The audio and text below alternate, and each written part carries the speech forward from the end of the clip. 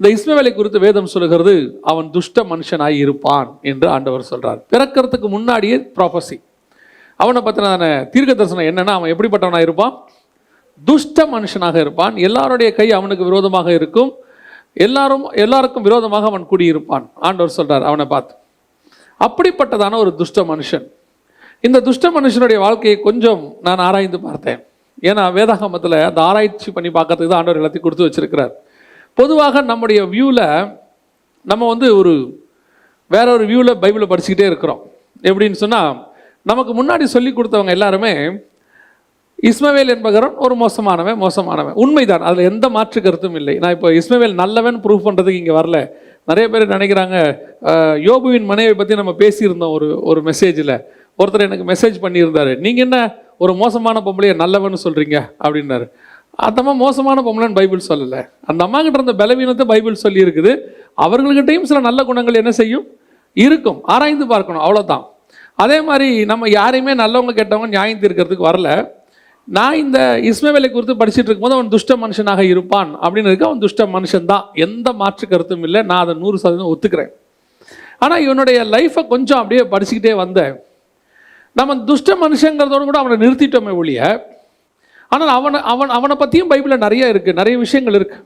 அதில் ரொம்ப நான் அதை படிக்கும்போது ரொம்ப நினச்ச ஒரு விஷயம் என்னென்னா, ஒரு காரியத்தில் எனக்கும் அவனுக்கு ரொம்ப ஒத்து போச்சு. என்ன ஒத்து போச்சுன்னா, இந்த இஸ்மவேல் ஒரு 13 வருஷம் அவங்க அப்பாவுக்கும் அம்மாவுக்கும் பெரியம்மாவுக்கும் எல்லாருக்கும் அவன் தான் யார், செல்ல பிள்ளை மாதிரி. 86 வயசில் அவங்க அப்பாவுக்கு அவன் பிறக்கிறான். 99 வயசு வரைக்கும் 13 வருஷம் அந்த வீட்டுக்கு அவன் தான் ராஜா மாதிரி. அந்த பெரியம்மா சாராள் அவனை எப்படி வளர்க்குறாங்க, தாம் பிள்ளை மாதிரி வளர்க்குறாங்க. அவங்களுக்கு அவன் தான் பிள்ளை, ஏன்னா அவங்களுக்கு வேறு பிள்ளையே இல்லை, அவன் தான் பிள்ளை. அப்படி வளர்க்குறாங்க. வளர்த்து நல்லா வளர்ந்து ஒரு 13 வயசுனா யோசிச்சு பாருங்கள், டீனேஜுக்கு வந்துட்டான் அவன். நிதானம் நல்லா தெரியும். இப்போ ஒத்த பிள்ளையாக வளர்றான். அப்போ எப்படி இருக்கும் அவனுக்கு? ஆபிரகாம் யார்? ஒரு பெரிய செல்வ சீமான், சாதாரண ஆளா இல்லை, கோடீஸ்வரன், மில்லியனர். அவனுடைய ஆஸ்தியை பூமி தாங்கக்கூடாதாக இருந்தது. அப்படிப்பட்டதான ஒரு சீமானுக்கு பையன், ஒரே பையன், எப்படி இருப்பான் யோசித்து பாருங்க. அது இல்லாமல் அவங்க அப்பா தான் அந்த கானான் தேசத்துக்கு ராஜா. லேண்டு மொத்தத்தையும் ஆண்டவர் யாருக்கு கொடுத்துருக்கிறாரு? அவங்க அப்பாவுக்கு தான் கொடுத்துருக்கிறாரு. அப்போ இவன் வியூவில் என்ன இருக்கும்? இதுக்கப்புறம் எல்லாமே யாருக்கு தான்? எங்கள் அப்பாவுக்கு அப்புறம் எல்லாமே நான் தான், ஒரே வாரிசு அப்படின்னு சொல்லி அப்படி ஒரு 13 வருஷம் செல்ல பிள்ளையாக வளர்ந்த ஒருத்தனுக்கு திடீர்னு ஒரு ஷாக் வருது. ஒரு பையன் பிறக்கிறான், தம்பி ஒருத்தன் பிறக்கிறான் பெரியம்மாவுக்கு. தம்பி பிறந்த உடனே இவன் எல்லாருக்கிட்டையும் விளையாடுற மாதிரி. இப்போ நீங்கள் கொஞ்சம் சாதாரணமாக நீங்கள் நடுநிலைமையாக யோசித்து பாருங்கள். ஈசாக்கை இவன் என்ன பண்ணானா? பரியாசம் பண்ணினான் இருக்கு. 21ஆம் அதிகாரம் 9ஆம் வசனத்தில் ஈசாக்கை இவன் என்ன பண்ணான்? பரியாசம் பண்ணினான். பரியாசம் பண்ணின உடனே சாரால் கொடுக்குற தண்டனை எப்பேற்பட்டதான ஒரு தண்டனை? பெரிய தண்டனை. அவங்க என்ன சொல்றாங்க?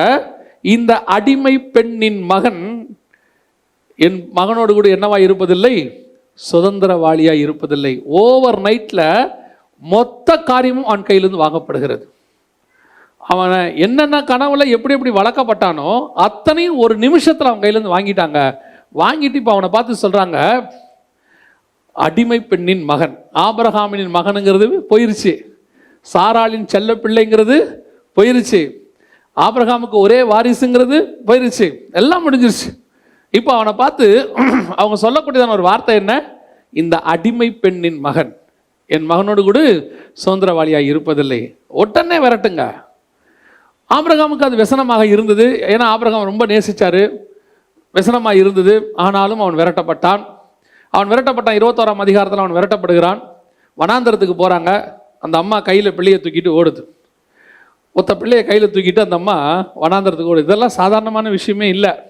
ஆகார் கெட்டவங்க நம்ம மைண்டில் ரிஜிஸ்டர் ஆயிடுச்சு இல்லையா? அடிமை பெண் பாவம் அப்படின்னு சொல்லி ரிஜிஸ்டர் ஆயிடுச்சு. ஆனால் பவுல் ஆகாரை எதுக்கு குறிப்பிடுறாருன்னா, நியாயப்பிரமாணத்துக்கு குறிப்பிடுறாரு. கலாத்தியருக்கு எழுதும்போது அந்த அம்மா ஒரு நியாயப்பிரமாணத்துக்கு ஈக்குவலாக கொண்டு வர்றார். அப்படிப்பட்டதான ஒரு சிச்சுவேஷன். பிள்ளையை தூக்கிட்டு அந்த அம்மா ஓடுது வனாந்தரத்துக்கு. இதை படித்த போது எனக்கு உண்மையிலேயே சொல்லுவேன், நாங்கள் ஒரு காலத்தில் அப்படி ஒரு சூழ்நிலையில் தான் இருந்தோம். நாங்களும் நான் எங்கள் அம்மாவுக்கு ஒரே பையன். நாங்கள் எனக்கு ஒரு 4 வயசு இருக்கும்போது எல்லாராலும் கைவிடப்பட்டு எங்கள் அம்மா கையில் பிள்ளையை தூக்கிட்டு நாங்கள் நடந்து வர ஆரம்பித்தோம். எங்கள் அம்மா அதுக்கப்புறம் என்னை காப்பாற்ற தொடங்கினார்கள். அந்த வசனத்தில் அங்கே இருக்கும் பார்த்தீங்கன்னா, அவள் வனாந்திரத்திலே அலைந்து திரிந்தாள்னு இருக்கும். எங்கள் அம்மா அப்படி பட்டதை நான் பார்த்துருக்குறேன், கண் கூட பார்த்துருக்குறேன். எங்கள் அம்மா பட்ட கஷ்டத்தை நான் பார்த்துருக்குறேன். என்னை வளர்க்குறதுக்கு அவங்க பட்ட கஷ்டம். அவங்க ஒரு வேலை பார்த்து எத்தனையோ கிலோமீட்டர் நடந்து போவாங்க ஒரு வேலை பார்க்குறதுக்கு. அது வந்து எனக்கு 4-5 வயசுலேருந்தே கொஞ்சம் கொஞ்சமாக தெரிய ஆரம்பிச்சிருச்சு அவங்க பட்ட கஷ்டம்லாம். அதே மாதிரி தான் இந்த இஸ்மவேலும். ஒரு வியூவில், நம்ம வியூவில் இஸ்மவேல் மோசமானவன் தான். ஆனால் அவனுடைய லைஃப்பை யோசித்து பாருங்கள். ஒவ்வொரு நாளும் அவன் யாரோடு கூட இருக்கிறான்? தன் தாயோடு கூட வனாந்திரத்தில் வளர்கிறான். அவன் இருதயத்துக்குள்ளே ஒரு பெரிய கோபம் இருக்கும்ல, ஒரு பெரிய வெறுப்பு இருக்கும், ஒரு பெரிய ஒரு மோசமான, இப்படி அப்பா நம்மளை விரட்டி விட்டாரே. எத்தனை பேருடைய வாழ்க்கை அப்படி இருக்குது தெரியுங்களா? அதாவது இன்றைக்கி அவங்க கெட்டவங்களாக இருக்கிறாங்க. அவங்க ஏன் கெட்டவங்களாக இருக்கிறாங்கன்னு அவங்களோட லைஃப்பை கொஞ்சம் ஆராய்ச்சி பண்ணி பாருங்களேன். ஆராய்ந்து பார்த்தீங்கன்னு சொன்னால் அவங்க லைஃப்பில் அவங்க அடைஞ்சதான ஒரு மிகப்பெரியதான ஒரு சோகம் எல்லாருக்கிட்டே இருக்கும். தீவிரவாதிகளை பிடிச்சிருவாங்க. தீவிரவாதிகளை பிடிச்சி அவனை அடிப்பாங்க, உதப்பாங்க, எல்லாம் செய்வாங்க. அப்போ அந்த தீவிரவாதிகள்கிட்ட போய் பேட்டி எடுக்கிற ஒரு பத்திரிக்கை இருந்துச்சு. அப்போது ஒரு பெண் தீவிரவாதிகிட்ட பேட்டி எடுத்தாங்க. பேட்டி எடுக்கும்போது அந்த பெண் சொல்கிறா, 18 வயசு எனக்கு, நான் ஏன் என் உயிரை பணையை வச்சு தீவிரவாதி ஆகணும்னு யோசிச்சிங்களா? அவள் கேட்குறா, நான் ஏன் 18 வயசில் தீவிரவாதி ஆகணும்னு முடிவெடுத்தேன், யோசிச்சிங்களா? இப்படி என் வாழ்க்கையே உயிரை பணையை வச்சு நான் தீவிரவாதத்தில் சாகணும்னு முடிவெடுக்கிறேன்னா என் வாழ்க்கையில் என்ன நடந்திருக்கும்? என் சொந்தக்காரங்களுக்கு என்ன நடந்திருக்கும்? நான் எல்லாத்தையும் கண்கூடாக பார்த்தேன். எங்கள் அக்கா சீரழிக்கப்பட்டாங்க, என் குடும்பம் அழிக்கப்பட்டது, இதை எல்லாத்தையும் நான் என்ன செஞ்சுருக்கிறேன், பார்த்துருக்கிறேன்னு சொல்லி ஒரு வெளிநாட்டு பத்திரிகையில் அந்த தீவிரவாத பெண்ணுடைய கவர் ஸ்டோரி வந்துருந்துருச்சு. அப்போ அந்த பெண் சொல்கிறா, நான் தீவிரவாதியாகி மாறுவதற்கு என்ன இருக்குது? எனக்கு பின்னாடி ஒரு பெரிய பின்கதை இருக்குது. இங்கே நம்ம உட்காந்துருக்கிற அத்தனை பேருமே இன்னைக்கு நீதிமான்கள் தான். இயேசுவை ஏற்றுக்கொள்வதற்கு முன்பதாக நம்முடைய வாழ்க்கை எல்லாரும் பார்க்கறதுக்கு நம்ம பாவிகள்னு சொன்னோம், மனம் திரும்பிட்டோம், ரட்சிக்கப்பட்டோம், எல்லாம் ஓகே தான். ஆனால் அந்த பாவத்தின் வாழ்க்கையில் இருக்கும்போது நம்ம எல்லாருடைய வாழ்க்கையிலுமே ஒரு சோகம் இருந்துச்சு. நம்ம ஏன் அந்த பாவத்தை செஞ்சு எல்லாருமே ஒரு ஒரு ஒரு மிகப்பெரியதான மோசமான வாழ்க்கையை கடந்து வந்திருக்கிறோம். ஒவ்வொருத்தரையும் உட்கார வச்சு கேட்டு பாருங்க. தகப்பனால் விரட்டப்பட்டவங்க, கணவனால் விரட்டப்பட்டவங்க, பிள்ளைய கை குழந்தைய தூக்கிட்டு போயிட்டு வேலை பார்த்து கஷ்டப்பட்டு பிள்ளைய வளர்த்தவங்க எத்தனை பேர் இருக்கிறாங்க? இன்றைக்கும் கணவன் குடிச்சு விட்டு அடித்து விரட்டி அந்த அம்மா போய் சம்பாரிச்சிட்டு வந்து பிள்ளைகளை காப்பாற்றக்கூடிய குடும்பங்கள் எத்தனையோ இருக்குது. நாங்கள் பார்க்குறோம், எங்களுக்கு மெயில் வருது. அதெல்லாம் சந்திக்கும் போது அந்த காரியங்கள்லாம் படிக்கும் போது ரொம்ப மனசு உடஞ்சி போயிடும். கணவன் வந்து ஒரு வேலை பார்க்க மாட்டார், மனைவி கொண்டு வர காசை வாங்கி குடிக்கிறது அவருடைய வேலை, அவ்வளோதான். ஆனால் அந்த அம்மா அதுக்கு நடுவில் பிள்ளைகளை காப்பாற்றி எல்லாம் செய்யணும். இப்போ அதை பார்த்து பார்த்து வளர்கிற பையன் எப்படிப்பட்டவனாக இருப்பான்? அப்படிப்பட்ட தகப்பனை பார்த்து வளர்றவன் எப்படிப்பட்டவனாக இருப்பான்? நல்லவனாக வளருவான். ஒரு சிலர் நல்லவராக வளருவாங்க. இந்த அப்பா மாதிரி குடிகாரன் நம்ம வந்துடக்கூடாதுரா. ஆனால் அவன் மைண்டில் என்ன இருக்குது தெரியுமா? எங்கள் அப்பா மாதிரி வரவே கூடாது, எங்கள் அப்பா மாதிரி நடக்கவே கூடாது. இந்த இஸ்மவேலை குறித்ததான காரியங்களை படிச்சுக்கிட்டு இருக்கும்போது ஒரு பெரிய பாஸ்டர் சொன்னது எனக்கு ஞாபகத்துக்கு வந்துச்சு. அந்த பாஸ்டர் சொன்னார், இஸ்மவேல் என்கிறவன் தகப்பனுடைய அன்புக்கு ஏங்கினவன், தகப்பனால் விரட்டப்பட்டவன், 13 வருஷம் அப்பா கூட இருந்திருக்கிறான், செல்லப்பிள்ளையா வளர்ந்துருக்கிறான், அவன் விரட்டப்பட்டான். இப்போ அவன் நிலைமை என்ன? நடுத்தரில் நிற்கிறான். எத்தனை பேர் அப்படி விரட்டப்பட்டு நடுத்தரில் நின்னாங்க? மொத்தத்தையும் பிடுங்கிட்டு அனுப்பி விட்டுட்டு ஓவர் நைட்டில் நடுத்தவரில் இருந்து நின்ன எத்தனையோ பசங்க இருக்கிறாங்க. இன்னைக்கு அவர்கள் தேவனால் உயர்த்தப்பட்டு இருக்கிறார்கள். நான் இஸ்மவேலை குறித்து ரொம்ப சந்தோஷப்படுற ஒரு விஷயம் என்ன தெரியுமா? நம்ம இஸ்மவேலை நெகட்டிவாகவே பார்க்குறோம், நெகட்டிவாக பார்க்குறோம், உண்மைதான். ஆனால் அந்த நெகட்டிவாக நீங்களும் நானும் பார்க்குறோம். கர்த்தர் அவனை நெகட்டிவாக பார்க்கவே இல்லை. அவன் பிறக்கும் போது துஷ்ட மனுஷன் சொன்னார், அது எந்த மாற்று கருத்தும் இல்லை. ஆனால் வாசிங்க, அந்த வசனத்தை வாசிங்க. 21ஆம் அதிகாரம் ஆதியாகமத்தின் புஸ்தகம் 19-20 வாசிங்கள். 21ஆம் அதிகாரம் 19-20 வாசிங்கள். தேவன் அவனுடைய கண்களை திறந்தார், தண்ணீரின் துறவை கண்டு தேவன் பிள்ளையுடனே இருந்தார், அவன் வளர்ந்து. இப்ப பிள்ளை கூட யார் இருக்கிறது? தேவன் இருந்தார், தேவன் இருந்தார். நம்ம துஷ்ட மனுஷன்னு சொல்றோமே, நம்ம அவனை பார்த்து மோசமானவனு சொல்றோமே, அவனை ஒதுக்கி வைக்கிறோமே. ஆனா ஒதுக்கி வைத்த நாம் நினைத்த அந்த இஸ்மவேலு கூட தான் தேவன் இருந்தார் என்று வேதம் சொல்லுகிறது. உங்களை என்னையும் ஒரு காலத்தில் உலகம் அப்படி தான் ஒதுக்கி வச்சுச்சு, ஒரு காலத்தில் விரட்டி விட்டுச்சு, ஒரு காலத்தில் ஒன்றும் இல்லாமல் துரத்தி விட்டாங்க. உலகம் இன்னும் சொல்லப்பட நம்மளை துன்மார்க்கன்னு சொல்லுச்சு, எங்களையெல்லாம் சேர்த்துக்கொள்ளவே மாட்டேன்னு சொல்லிட்டாங்க. நான் ஆண்டவராக இயேசு கிறிஸ்துவை ஏற்றுக்கொள்ளுகிற வரைக்கும் நான் நல்லவன் கிடையாது, அதுவும் நான் சொல்லுவேன். நான் துஷ்ட மனுஷன்தான். இயேசு கிறிஸ்துவை ஏற்றுக்கொள்கிற வரைக்கும் நான் எனக்குள்ள நிறைய பாவங்கள் இருந்தது. எங்கள் குடும்பத்தில் என்னை ஏற்றுக்கொள்ள மாட்டேன்னு தான் சொன்னாங்க. ஒரு பெரிய ஃபங்க்ஷன் நடக்கும்போது எங்கள் மாமா வந்து எங்கள் அம்மா கிட்ட சொன்னது எனக்கு நல்ல ஞாபகத்தில் இருக்குது. இவ்வளோ ஒரு மோசமான பிள்ளையை பெற்று வச்சிருக்கிற, இதை கூட்டிகிட்டு நீ ஏன் வரேன்னு கேட்டேன். எங்கள் அம்மா என்கிட்ட சொல்லி அழுது எனக்கு ஞாபகம் இருக்குது. நான் இன்னைக்கு சொல்லுவேன், நான் துஷ்ட மனுஷனாக இருந்தவன் ஒரு மனுஷன் தான். நான் பிறக்கும் போதே நல்லவன், பரிசுத்தவன், நீதிமான்லாம் கிடையாது. ஆனால் ஒன்று மட்டும் நான் கண்டிப்பாக சொல்லுவேன், இந்த துஷ்ட மனுஷனோடு கூட என் தேவனாகிய கர்த்தர் அன்னைக்கு இல்லாமல் போயிருந்தால் நான் இந்நேரம் மடிந்து மண்ணாகி போயிருப்பேன். துன்மார்க்கன் சாகிறது அவருக்கு ஒரு நாளும் பிரியம் கிடையாது. நான் துன்மார்க்கத்தில் இருக்கும்போது நான் செத்து போயிருப்பேன். ஆனால் நான் இன்னைக்கு இந்த இடத்துல நின்று பிரசங்கம் பண்ணியிருக்கவே முடியாது. நாம் அத்தனை பேருமே ஒரு காலத்தில் துன்மார்க்கராக தான் இருந்தோம். அந்த துன்மார்க்கத்தில் நம் சொந்தக்காரர்கள் கூட இருக்காமல் போனார்கள். ஏன், நம்ம கூட இருந்த தாய் தகப்பன் கூட விரட்டி விட்டார்கள். கணவன் விரட்டி இருப்பான், மனைவி விரட்டி விட்டுருப்பாங்க. நம்ம வீட்டில் நடக்கிறத பார்த்து பிள்ளைய நீ வீட்டுக்கு தேவையில்லைன்னு சொல்லி விரட்டி விட்டுருப்பாங்க. ஆனால் ஒன்று மட்டும் நான் சொல்லுவேன், நாம் இன்னைக்கு ஜீவனோடு கூட இருக்கிறோன்னா அந்த தேவனாகிய கர்த்தர் அன்னைக்கு நாம் சாகக்கூடாது என்று கூட நின்னதுனால தான் இன்னைக்கு நம்ம ஜீவனோடு கூட இருக்கிறோம். அதான் வேதம் சொல்லுது, துன்மார்க்கனுடைய மரணத்தில் அவர் ஒரு நாளும் பிரியப்படுகிறது இல்லை. எப்படியாவது காப்பாற்றணும்னு நினைக்கிறார். யோசித்து பாருங்க, சாரால் விரட்டி விட்டாங்க, ஆபிரகாம் துக்கத்தோடு தான் விரட்டி விட்டாரு. இப்போ அவன் வந்துட்டான், ஒரு துருத்தி தண்ணி தான் தீந்து போச்சு, வாழ்க்கை முடிஞ்சிச்சு, ஃபினிஷ் ஓவர். என் நண்பனுடைய ஒரு காரியத்தை நான் அறிவேன். திடீரென்று அவனுடைய தகப்பனார் ஆக்சிடெண்ட்டில் நோய் படுத்து விட்டார், படுத்த படுக்கை ஆகிட்டார். அவன் தான் படிச்சுக்கிட்டு இருந்தான், 17 வயசு, அப்போ 18 வயசு.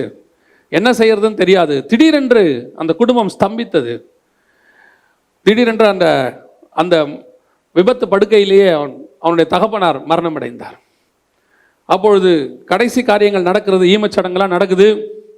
அவன் தேவனை ஏற்றுக்கொண்ட ஒரு மனுஷன், அவன் நீதிமான். அப்பொழுது போகும்போது அவனுடைய சொந்தக்காரர்கள் சொன்னது எனக்கு ஞாபகத்தில் இருக்கிறது. ஒரு உறவினர் விதமாய் சொன்னார், இந்த இயேசுவெல்லாம் ஏற்றுக்கிட்ட, நாளைக்கு நடுத்தரில் நின்று எங்கள் வீட்டு வாசலில் வந்து நின்றுறாதுன்னு சொன்னார். ஆகார் வனாந்திரத்தில் அலைந்து திரிந்தாள்.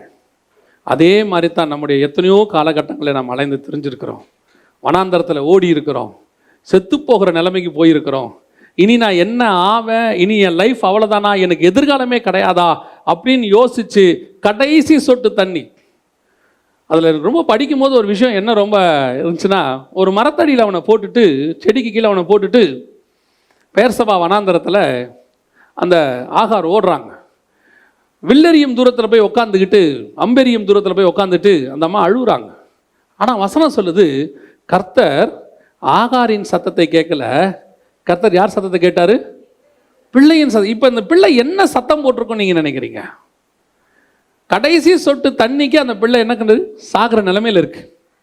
அப்படியே சாக போகிற நிலைமை. அந்த பிள்ளையால் கண்டிப்பாக என்ன செய்ய முடியாது, சத்தம் போட்டுலாம் அழ முடியாது. சாகிறதுக்கு முன்னாடி எப்படி செய்வாங்கன்னா முனகுவாங்க. அந்த மரணத்தினுடைய மூச்சு வந்து என்ன செய்வாங்க, முனகுவாங்க. அந்த முனகல் சத்தத்தை கர்த்தர் கேட்டார். நம்ம எத்தனையோ நாள் படுக்கையில் உட்காந்துக்கிட்டு யாருக்கும் தெரியாமல் தலகணையில் முகத்தை புதைச்சிக்கிட்டு ஒரு சின்ன சவுண்டு போட்டு அழுதுருப்போம் பாருங்களேன். அந்த சத்தத்தை பரலோகம் கேட்டுக்கொண்டே தான் இருக்கும். அந்த சத்தத்தை பரலோகம் கேட்டுக்கிட்டே தான் இருக்கும். ஒருவேளை நம்ம நினைப்போம் யாருக்கும் தெரியாது, பக்கத்தில் உட்காந்துருக்கிற மனைவிக்கு தெரியாது, பக்கத்தில் படுத்திருக்கிற கணவனுக்கு தெரியாது, நம்ம அழுவுறது பிள்ளைகளுக்கு தெரியாது, யாருக்குமே தெரியாது, நான் அழுதுகிட்டு இருக்கிறேன் அப்படின்னு நீங்கள் நினச்சிட்டு இருந்திருப்பீங்க. ஆண்டவர் சொல்கிறாரு, நீ அழுத அந்த கண்ணீரினுடைய ஒவ்வொரு டிராப்பும் பரலோகத்தை தொட்டுக்கிட்டே தான் இருக்குது. கர்த்தர் உன் சத்தத்தை கேட்டுக்கொண்டே தான் இருக்கிறார். உன் சத்தம் பரலோகத்தை எட்டும்.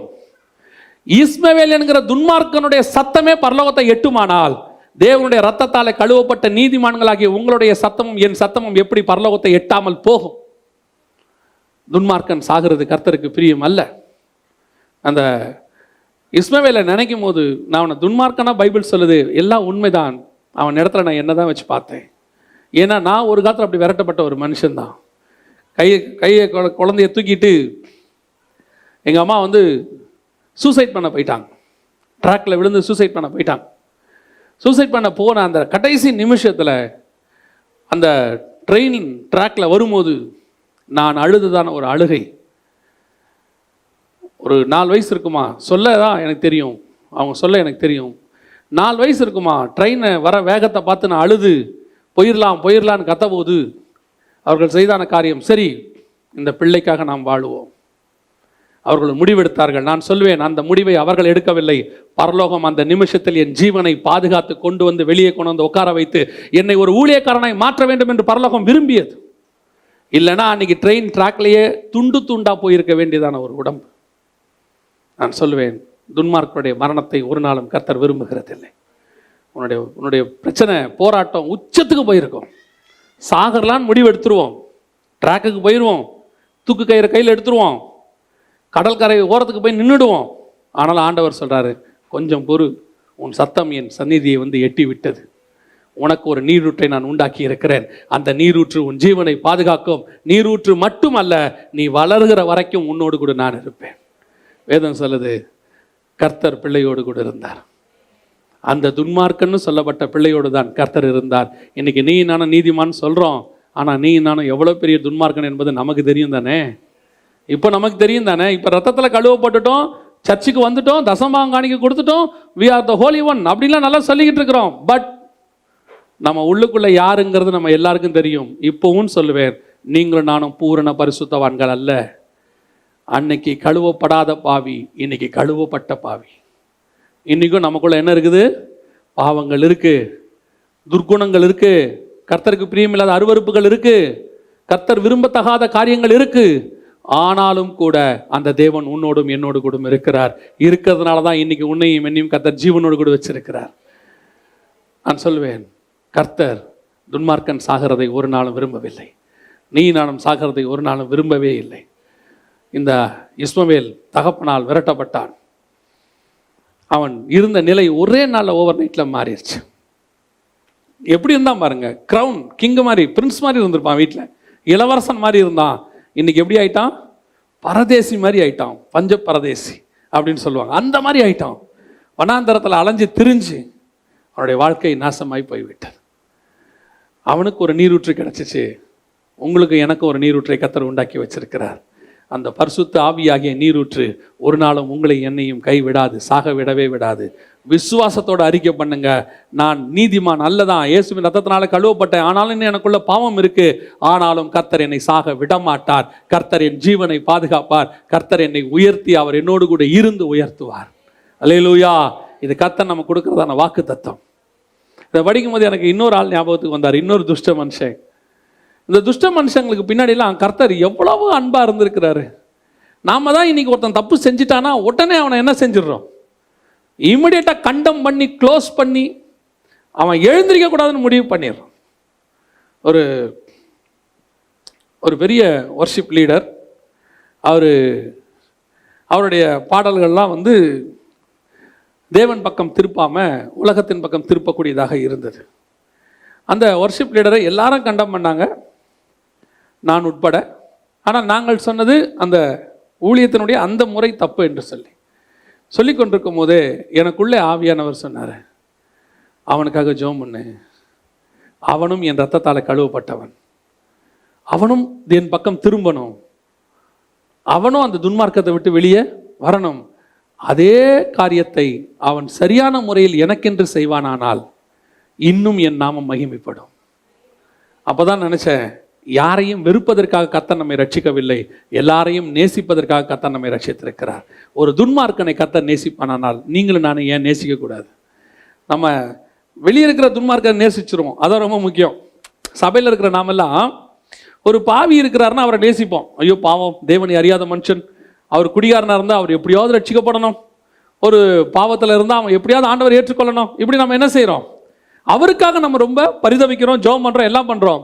என்னைக்காவது இயேசுவை ஏற்றுக்கொண்டு பின்வாங்கி விழுந்து போனவனுக்கு அதே பாரத்தோட ஜெபம் பண்ணியிருக்கிறோமா? இவனும் ஒரு வகையில் துன்மார்க்கராய் மாறிக்கொண்டிருக்கிறான். இவனையும் நேசிக்க வேண்டியது நம்முடைய கடமை.